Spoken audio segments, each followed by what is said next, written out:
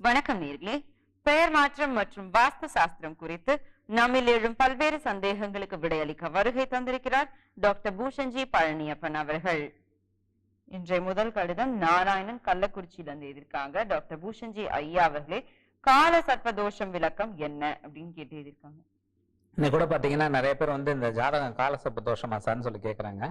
இந்த காலசோர் தோஷத்துக்கு இதோட நம்ம பல முறை விளக்கம் கொடுத்துட்டோம். ஆனா திரும்ப திரும்ப கொடுக்க வேண்டியதுக்கான காரணம் என்னன்னா, திரும்ப திரும்ப புது நபர்கள் நம்ம தொலைக்காட்சியை பார்க்கும்போது, தொலைக்காட்சி நிகழ்ச்சியை பார்க்கும்போது அவங்களும் தெரிஞ்சுக்கணுங்கிறதுக்காக கொடுக்குறோம். ஒவ்வொரு முறை வேற விதமாக தான் விளக்கம் கொடுத்துருக்கோம். வேற விதமான ஒரே விளக்கத்தை பல விதமாக புரியுமாறு சொல்லி கொண்டிருக்கோம்.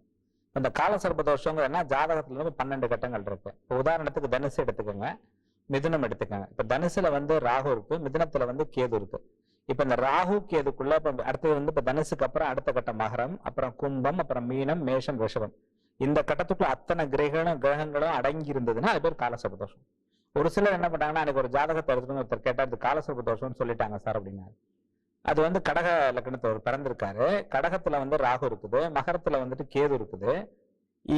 இது அந்த பக்கம் மேஷத்துல ஒரு கிரகம் இருக்குது, ரிஷபத்துல ஒரு கிரகம் இருக்குது. இருந்தோம் கால சர்ப்பதோஷம்னு சொல்லிட்டாங்க. கால சர்ப்பதோஷம் என்னன்னே தெரியாம சொல்றாங்க ஆக்சுவலா. அதுக்கு பேர் ஒரு காலத்திற்கு சர்வமும் தோஷமாக இருப்பது கால சர்ப்பதோஷம் ஆக்சுவலா. இவங்க உடனே பாம்புன்றாங்க, அப்படி நாகம்ன்றாங்க. ஏற்கனவே சொல்லியாச்சு, சரம்னு சொன்னா அது பேர் பாம்பாக கருதப்பட்டது. சரம்னா காற்று. இப்ப நீங்க பாருங்க, காலாஸ்திரி என்ன ஸ்தலம்? வாயு ஸ்தலம். அது ஏன் யாருமே புரிஞ்சுக்க மாட்டேங்கிறாங்கன்னு தெரியல ஆக்சுவலா. வாயுனா என்ன? காத்து. சோ காற்றை குறிக்கக்கூடிய ஸ்தலம் காலாஸ்திரி. அப்ப பாம்புக்கும் காத்துக்கும் என்ன சம்பந்தம் இருக்கு? பாம்பு புசு புசுன்னு கத்துது அதனாலயா? அதெல்லாம் இல்ல. என்ன ரீசன்னா இந்த காற்றுங்கிறது, சரம்ங்கிறது உள்ள ஓடி திருப்பி வெளியில வரதான் சரம். அதுதான் சரக்கலைன்னு சொன்னாங்க. இந்த சரத்தை சித்தர்கள் பாம்பாக வர்ணித்தார்கள். ஏன்னா இந்த பாம்பு பாத்தீங்கன்னா எப்படி நெளிஞ்சு நெளிஞ்சு ஓடும், இந்த சரம் நெளிஞ்சு நெளிஞ்சுதான் உடல்ல ஓடுதுங்கிறது எல்லாருக்கும் தெரியுங்களா? சோ இந்த சரம் அப்ப என்ன, இந்த ராகுக்கு அது இருக்க இடத்த வச்சு 1000 சுவாசங்களில் இவர்கள் திருமணமாகும், 1000 சுவாசங்களில் இவருக்கு குழந்தை பிறக்கும், 1000 சுவாசங்களுக்கு மரணம் ஏற்படும் குறிக்கப்பட்டது. ஆனா அது கணக்கு இன்னைக்கு போட முடியாது. அந்த சுவாசத்தை எண்ணிட்டு இருக்க முடியுமா? முடியாது. ஸோ அதுக்காக என்ன பண்ண ஆரம்பிச்சாங்கன்னா, அதுக்கு ஒரு கால்குலேஷன் வச்சு கணக்கு போட ஆரம்பிச்சாங்க. ஸோ இப்ப நீங்க ஒரு வெளிச்சம் இருக்கு, அந்த வெளிச்சத்தை ஒரு மெல்லிய லேயர் மாதிரி வச்சு மறைச்சிங்கன்னா வெளிச்சம் குறையிற மாதிரி இந்த ராகுக்கு ஒரு லேயர் மாதிரி ஆக்சுவலா பாத்தீங்கன்னா. அப்ப அந்த கிரகங்களுடைய பலன்களை அது குறைச்சிருது. ஸோ அப்ப கெட்ட பலன்களையும் அது குறைக்கும், நல்ல பலன்களையும் அது குறைக்குங்கிறதா உண்மை. இது கெடுதல் எடுத்துக்க கூடாது. ஆனா 33 வயசுக்கு அப்புறம் காலசர்ப்பதோஷம் யாருக்குமே வேலை செய்யாதுங்கிறதா 100க்கு 100 உண்மை. அதனாலதான் பல நடிகர்கள், பல அரசியல்வாதிகள் ஜாதகத்துல இருந்து கூட அவங்க 33 வயசுக்கு பின்னாடி அவங்க பிரைட் ஆனாங்க. பாத்தீங்கன்னா மிக மிக பிரபல நடிகர் கூட ஒரு கால சர்ப்பதோஷம் தான். 33 வயசுக்கு அப்புறம் அவர் வாழ்க்கையை தொடங்க ஆரம்பிச்சாரு. பாத்தீங்கன்னா ஒரு பிரைட் ஆக ஆரம்பிச்சாரு.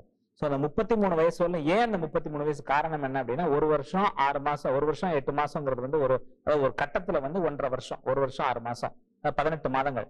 சோ 12 கட்டத்துக்கும் சேர்த்து கணக்கு போடும்போது உங்களுக்கு போட்டு அது ஏற்கனவே இருக்க இடம் 1.5 3 வருஷத்தையும் சேர்த்து மொத்தம் 33 வருஷமாக கணக்கிடப்பட்டது. 33 வயசுக்கு அப்புறம் கண்டிப்பா ரொம்ப பிரைட்டா இருப்பாங்கிற உண்மை.